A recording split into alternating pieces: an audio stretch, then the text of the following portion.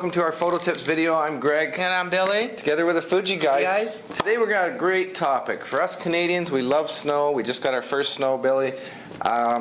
Love to get out there and get action shots in snow. So eventually we're going to cut to the field right now to go look at some Fuji guy in action out there. But just some words of wisdom from the Fuji Guys. Get out there, get some great pictures. You can get some of the best pictures in winter.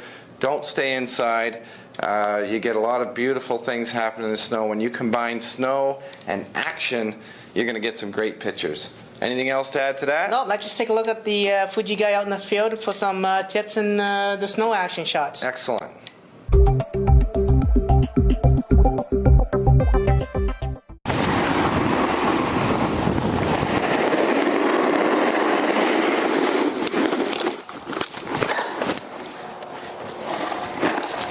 It's the Fuji Guys out in the field here at Mount St. Louis Moonstone.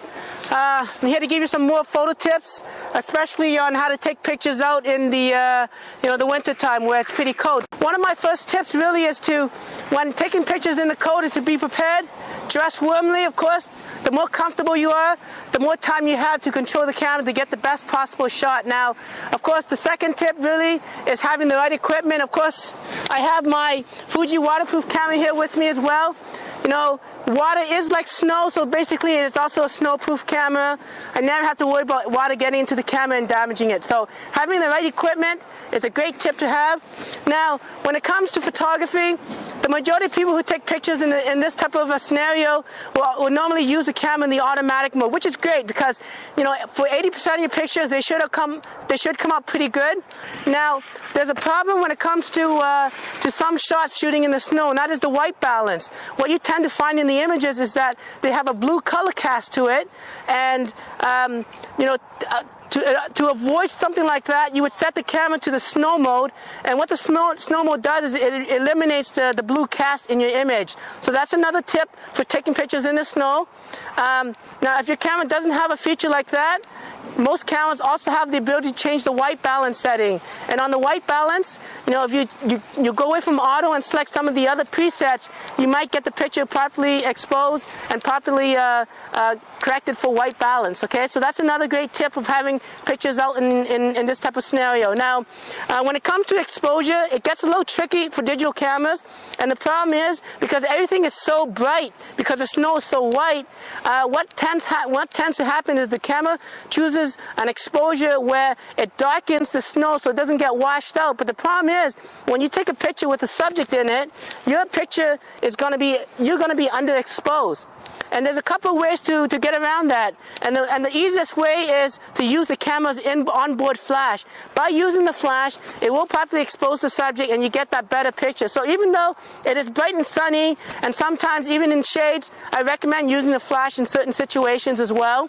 Of course, if you switch the camera to more of a manual setting, that you may have the ability to change things like the metering system, and most cameras will have sort of a multi-average metering system which will take a look at the scene and determine what type of brightness it needs to do. But because there's a lot of snow and there's very little bit of view, there's an option in that called the spot metering, and when you set the camera to the spot metering mode, it actually only exposes in the dead center, and so because you're taking pictures of the subject, they'll be better exposed. So these are some quick tips of taking pictures in the code. Now let's go take a look at the snowboard park and see if we can get some sports action shots with the digital cameras, and I'll give you a few more tips with that as well. Okay,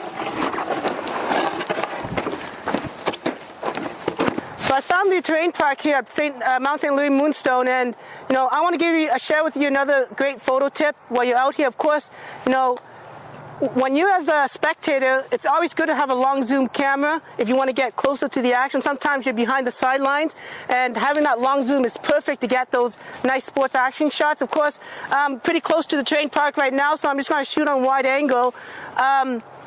Another benefit of having these style cameras is having the electronic viewfinder, because in bright sunny days it's really tough to see the LCD screen. So having that electronic viewfinder, it's great to use as well. You can, when you hold the camera, you're a lot more steady as well. Now, as a quick photo tip, you know, a lot of cameras have the sports scene modes that allow you to take faster shutter speeds to really freeze the action. That's the simplest way to do it. Now, the camera that I have here actually has a continuous shooting mode that allows you to take multiple shots and really allows you to capture the action. So what I'm going to do is I'm going to set the camera up to that mode right now and see if I can film some action shots at the terrain park, okay?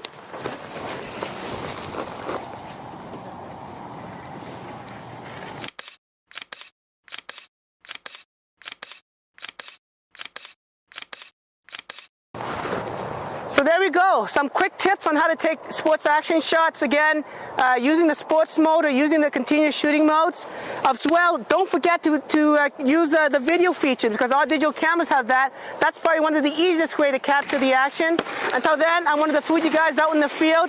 Back to you guys. Wow, that looked cold out there. That guy was pretty good too. Yeah. Anyways, hope you're going to get some great pictures out in the snow, especially those action shots now that you've had all these great tips. Until next time, I'm Greg. And I'm Billy. And we're the Fuji Guys.